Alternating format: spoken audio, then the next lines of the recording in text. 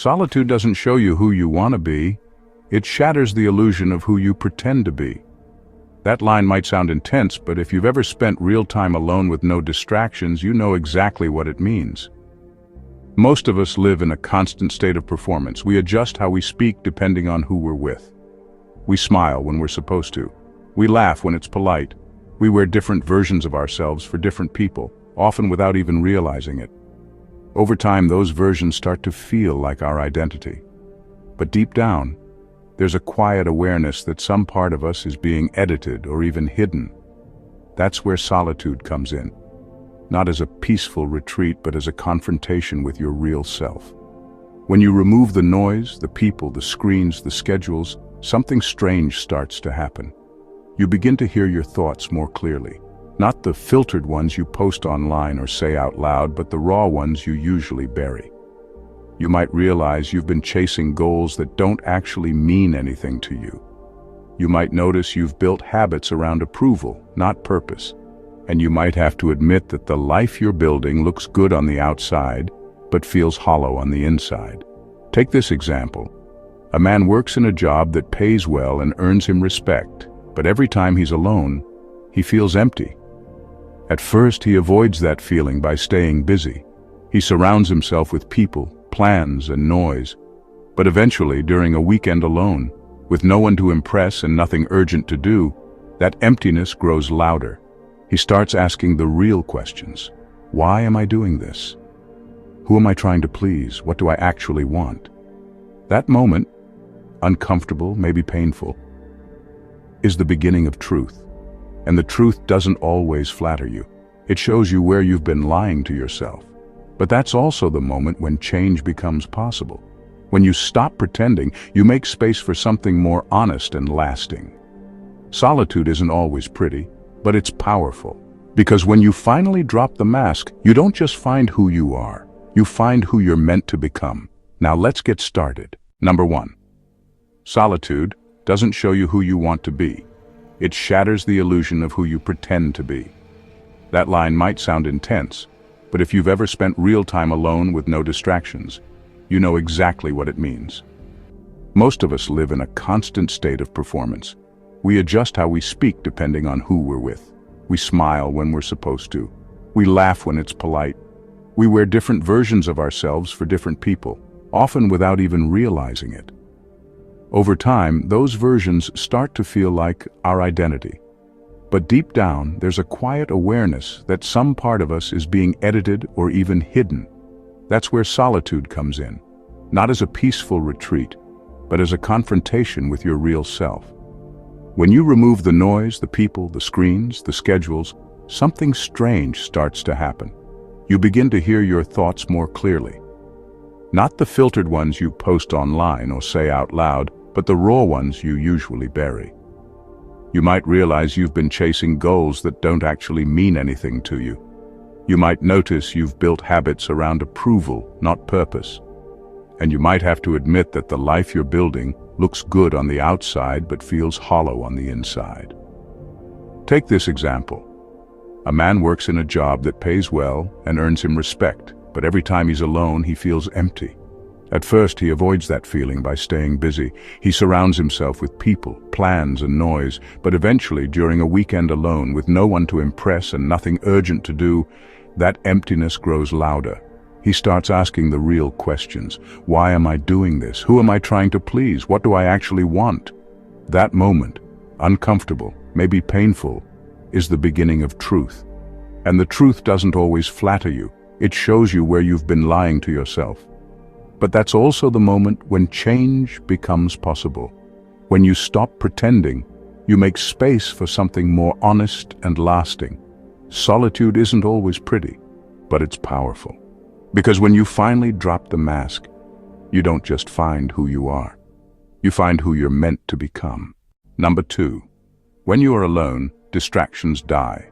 And when distractions die, the voice you've been drowning out finally speaks. Not always kindly, but always truthfully. In our everyday lives, we are surrounded by noise, notifications, conversations, endless content, background music, constant movement. Most of it seems harmless, even necessary. But all that noise serves one hidden purpose. It keeps you from hearing yourself. The truth is, most people are not actually afraid of being alone. They are afraid of what comes up when the noise stops. Imagine sitting in a room with no phone, no TV, no one else around. At first, your mind races with random thoughts, errands to remember, things you wish you had said or done, but slowly that fades. What starts to surface is the voice you've been ignoring. That voice might ask questions you don't want to answer. Why are you really in that relationship? Why are you so angry all the time? Why are you chasing things that leave you feeling empty? It is not always a comforting voice, but it is always honest. Think about a time when you took a long walk by yourself or laid awake at night unable to sleep.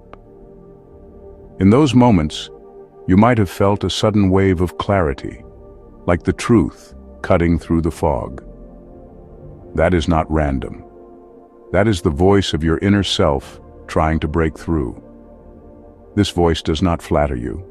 It does not care about your image or your reputation. It tells you when you're settling. It calls out your excuses. It reminds you of the dreams you gave up on. And as painful as that can be, it is also incredibly freeing. Because once you hear that voice clearly, you can no longer pretend you don't know. You can't lie to yourself as easily. That is where real growth begins. Solitude is not silence. It is a space where truth gets louder. It is where clarity lives. You do not find that in the middle of chaos or crowds. You find it in stillness. And the more often you allow yourself that space, the stronger your connection with your real self becomes. Not the version others see, not the version you wish you were, but the version that has always been waiting beneath the noise. Number 3. Embracing solitude is not peaceful at first, it's violent.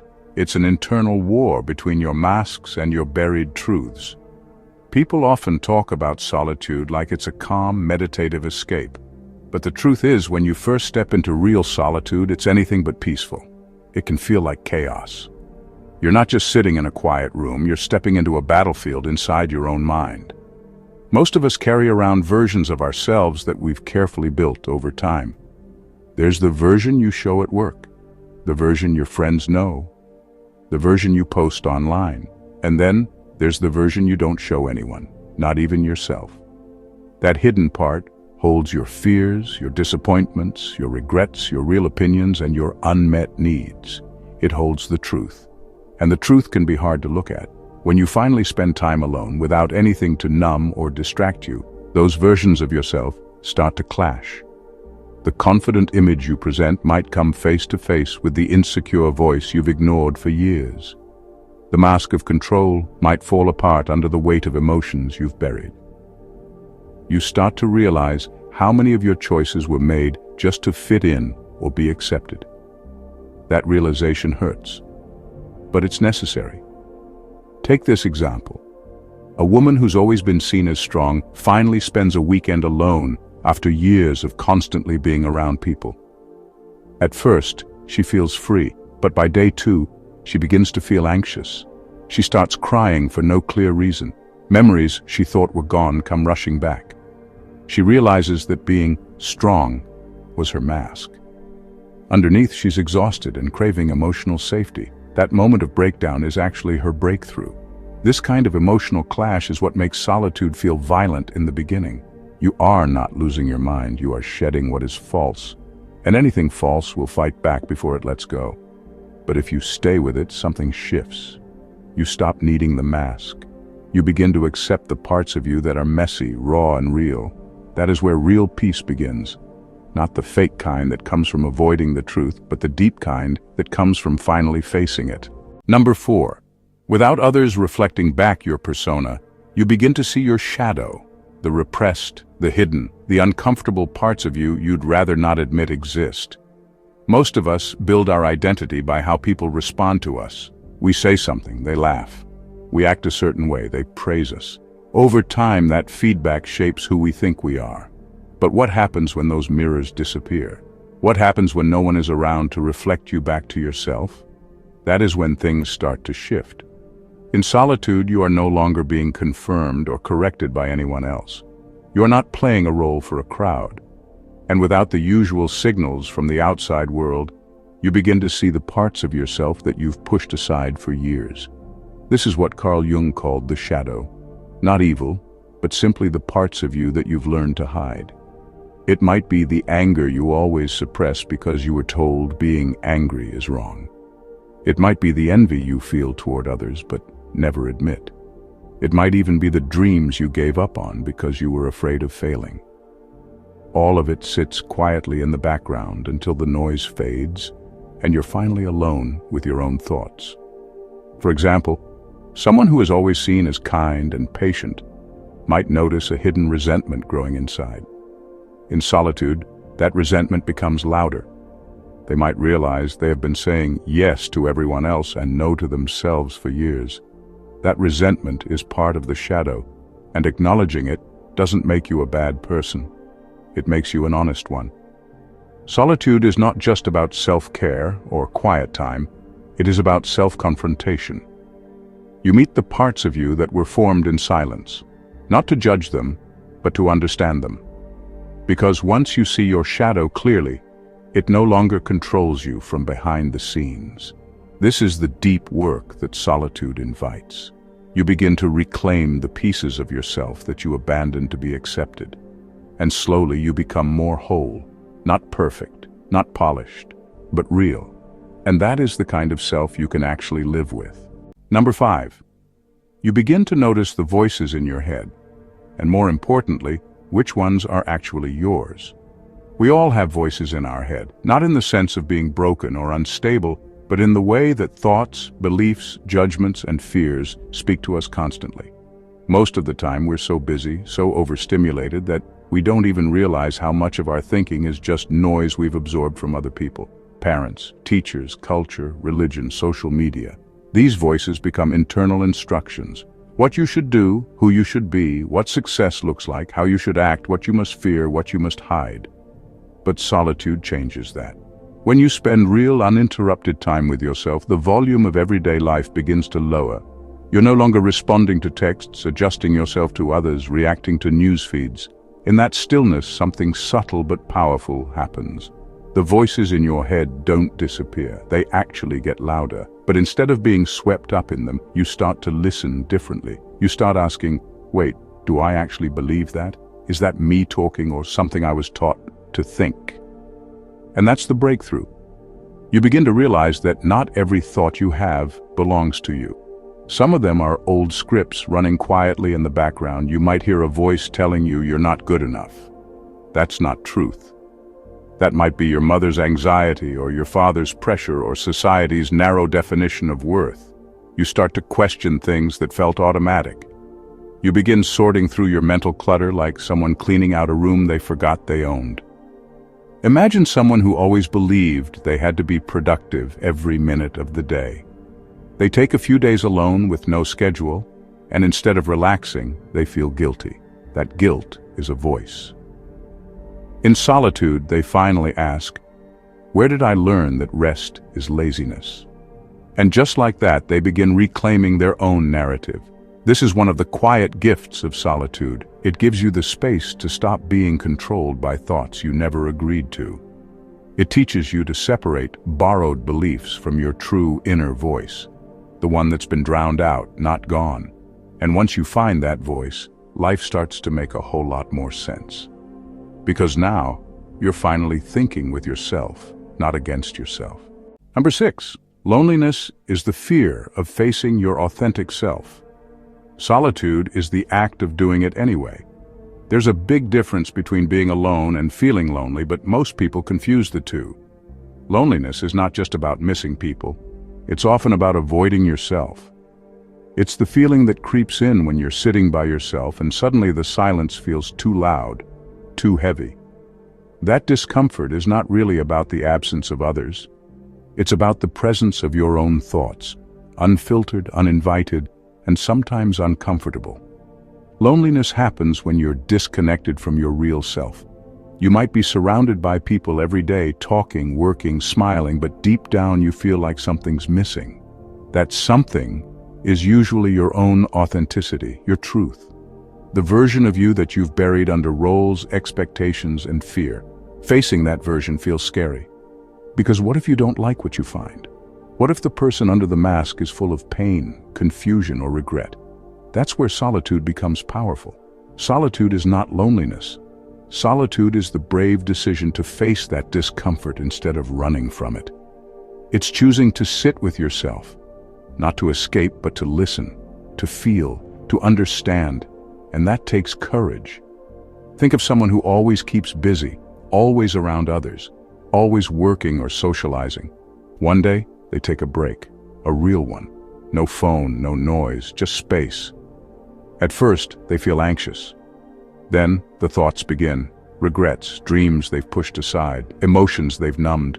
That is the moment where loneliness could take over. Or, if they choose to stay, solitude begins. Solitude invites growth. It's where self-awareness lives. It's not always pretty, but it's always real. You don't become your authentic self by reading books or repeating affirmations. You become it by sitting with your fears, hearing your own truth, and not running away from it. Yes, it might hurt, but what comes after is clarity. You begin to trust yourself. You begin to like yourself. And that kind of connection is deeper than anything the outside world can offer. Loneliness waits for you to hide. Solitude waits for you to show up. Number 7. People chase relationships and noise to avoid themselves. Solitude exposes that avoidance for what it is, fear masquerading as connection. Let's be honest, not all connection is real.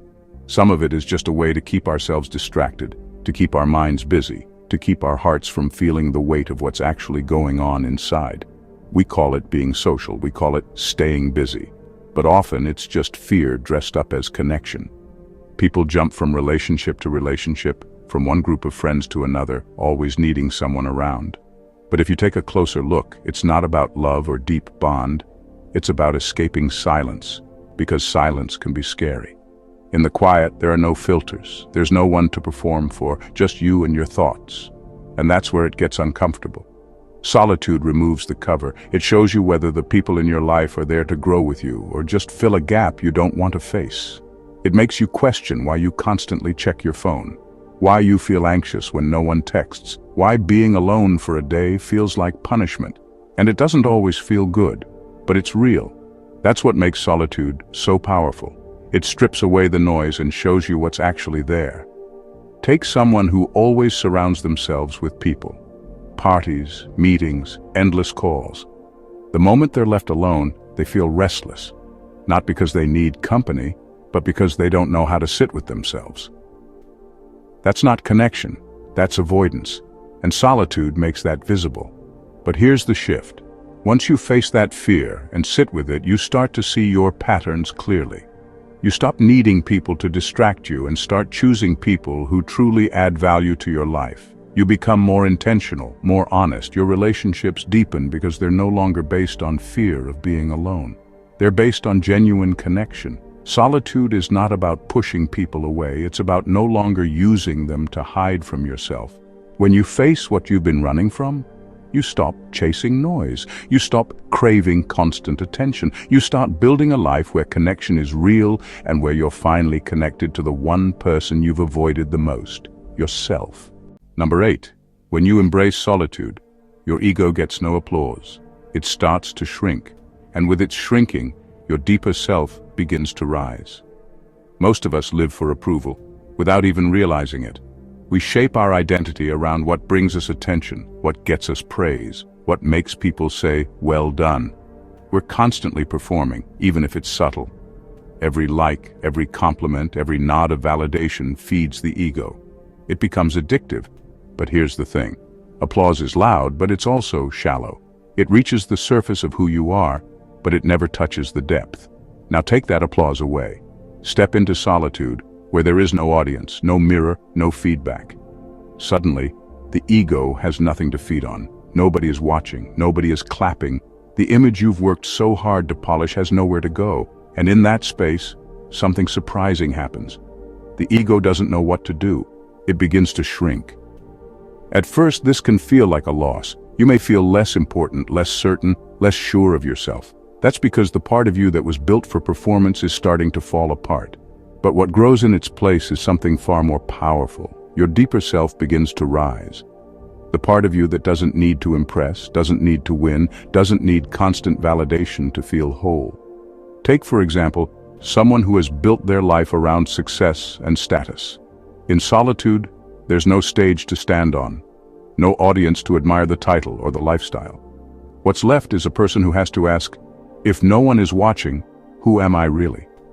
That moment, though uncomfortable, is where depth is born. Your deeper self doesn't care about applause. It seeks truth. It values presence over performance. It's not focused on image, but on meaning. And once that part of you starts to lead, your decisions begin to change. You start choosing peace over recognition, purpose over popularity, and honesty over approval. Solitude is not about becoming less. It's about becoming real. When the ego steps down, the soul steps forward. And that shift might not make headlines, but it will change your life from the inside out. Number 9. Most people mistake constant connection for intimacy. In solitude, you learn that intimacy with yourself is the foundation of real connection with others. We live in a world where people are constantly in touch. Texts, calls, group chats, voice notes, social media updates. On the surface, it looks like we've never been more connected. But if you look closer, a lot of that connection is shallow. It's not built on truth. It's built on habit, distraction, or fear of being alone. We talk all day, but rarely say anything real. We share updates, but rarely share ourselves. True intimacy is not about how often you talk to someone.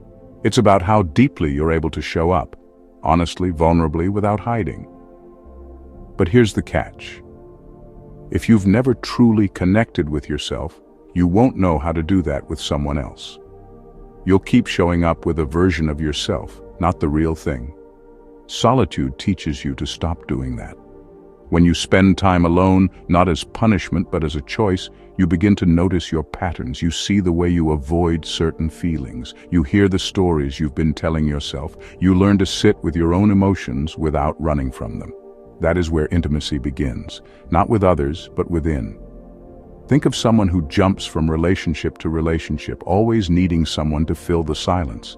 But when they finally take time alone, they start to see the truth. They weren't really connecting. They were performing. They were seeking validation instead of offering presence.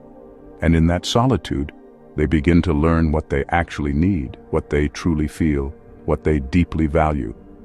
Once you build that connection with yourself, everything shifts. You stop needing people to complete you. You stop chasing shallow approval. And when you do choose to connect, it comes from a place of clarity and authenticity. You can offer real listening because you've learned to listen to yourself. You can love more deeply because you've stopped abandoning your own heart. Solitude does not isolate you. It prepares you. It teaches you how to show up fully, not just to others, but to yourself. And from that space, real intimacy finally becomes possible. Not just more connection, but deeper, truer connection, the kind that actually means something. Number 10. Your deepest wounds, traumas, and longings aren't revealed in therapy first. They first scream into the silence when you finally sit still with no one watching. There's a reason most people avoid stillness, not because it's boring, but because it's honest. When you're constantly moving, constantly talking, constantly entertained, you don't have to hear what's really going on underneath the surface. But when you stop, really stop, something begins to happen. The noise outside fades, and what's inside gets loud. Before a therapist ever hears your story, silence already has. In the quiet, old memories come crawling back. Emotions you thought you buried start to rise. The grief you ignored, the anger you swallowed, the longing you never admitted to anyone. It all shows up like a flood when there's no audience, no script, no distractions. That's not a breakdown. That's the beginning of truth. It's in those silent moments that the real pain speaks. Maybe it's the ache of not feeling seen as a child. Maybe it's the guilt over something you never made peace with. Maybe it's the deep, unmet longing to be loved for who you actually are, not for the version of you that makes everyone else comfortable. You don't need a couch or a clipboard to access these truths. You just need the courage to sit in your own presence and not run from what shows up. Imagine someone who's been high-functioning for years, always on time, always dependable. From the outside, they're solid, but one day they take a quiet evening for themselves. No TV, no phone, just stillness. And suddenly, they start crying without knowing why. That's not weakness, that's the truth finally being allowed to speak. All the things they pushed away to keep moving are now coming up to be felt, seen, and finally processed. Therapy is a powerful tool, but it often works best when you've already started listening to yourself. Solitude opens that door. It teaches you to pay attention to what you feel instead of what you perform. It shows you where the real wounds are hiding. Not to punish you, but to finally begin the process of healing them. Silence is not empty, it's full of truth. And the day you stop running from it is the day you start coming home to yourself. Number 11. In solitude, time distorts. Your mind has no one else to mirror. What emerges is your psyche unfiltered, sometimes terrifyingly so. When you're alone for long enough, you start to feel something strange happening. Time stops behaving the way it usually does. Minutes stretch, hours blur. You glance at the clock expecting it to be midnight and it's only been 20 minutes. That distortion isn't just about boredom. It's a shift in your perception. Because without people around, without constant feedback and interaction, you start to fall inward. You leave the structure of the outside world and step into the raw landscape of your inner one.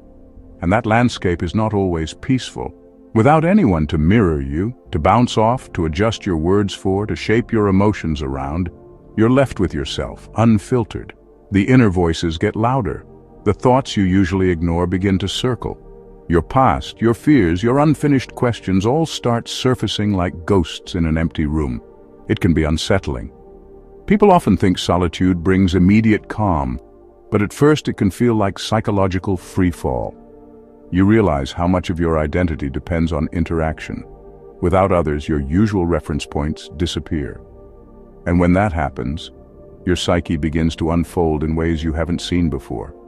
You might remember things you haven't thought about in years. You might have conversations with yourself in your head. You might even feel emotions that have no clear source. This isn't madness. This is your mind waking up without the usual filters. And while it can feel overwhelming, it's also deeply honest. Think about someone spending time in a cabin alone for the first time. No noise, no screens, no one to talk to. At first it feels relaxing, but by the second or third day, strange thoughts start bubbling up. Memories, regrets, questions they thought were long gone. They're not unraveling. They're witnessing the full depth of their own psyche, something most people never truly do. Solitude gives you access to parts of your mind that everyday life keeps buried. It's not always gentle, but it's real. And if you're brave enough to stay present through that distortion, through the discomfort and the unpredictability, you begin to understand yourself on a level that isn't possible in a crowded room. Number 12. Solitude pulls you into a space where performance dies and presence is all that remains. We live in a world that rewards performance. Whether it's at work, on social media, or even in personal relationships, there's always some invisible stage where we feel the need to act. You dress the part. You say what people expect. You measure your worth by how others respond. Over time, you become so used to performing that you forget what it feels like to simply exist without trying to impress, explain, or prove anything. But when you're alone, truly alone, that performance has nowhere to go. There is no audience to clap for you, no one to admire your image, no reason to keep pretending. And that's when something powerful starts to happen. You stop acting and start being. You begin to feel what it's like to exist without effort, without filters. Presence begins to take the place of performance. At first it might feel strange. You might not know what to do with yourself without someone watching. You might feel restless or even bored. But if you stay with that feeling, something deeper starts to surface. You notice your breath, you notice your thoughts, you notice your emotions rising and falling like waves. Nothing is staged. Everything is real. Think of an artist who has spent years creating for an audience. When that audience disappears, they are left with just the canvas and themselves. No pressure, no expectations. That is where authentic expression begins. The same thing happens in solitude.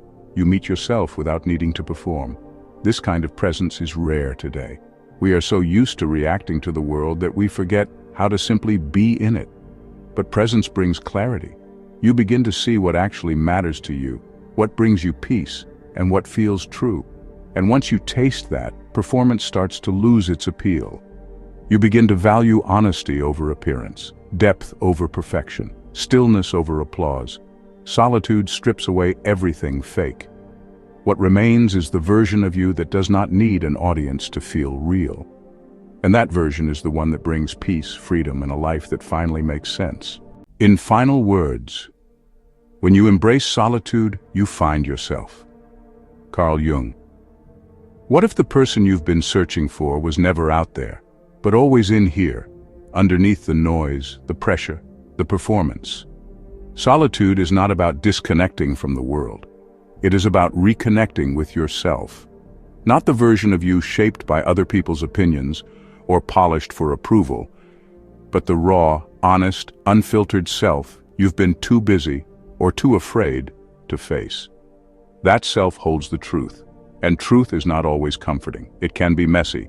It can challenge everything you thought you knew about who you are, but it is the only place from which real growth begins. Carl Jung understood that becoming whole requires turning inward, and the truth is, no one can walk that path for you. You can read every self-help book, talk to friends, go to therapy, and still never truly meet yourself if you don't spend time alone in your own presence. Solitude doesn't hand you answers. It gives you space to hear them. This journey is not glamorous. At times, it is frustrating. It is lonely. It demands that you face your regrets, your longings, your truth without flinching. But the reward is unmatched. You begin to move through the world differently, calmer, clearer, less reactive, less dependent on noise for your sense of worth. You no longer chase people to feel seen. You see yourself. You no longer fear silence. You listen to it. You begin to live from the inside out, not the outside in. And that, quietly, slowly, powerfully, changes everything. Thank you for watching, and see you in another exploration.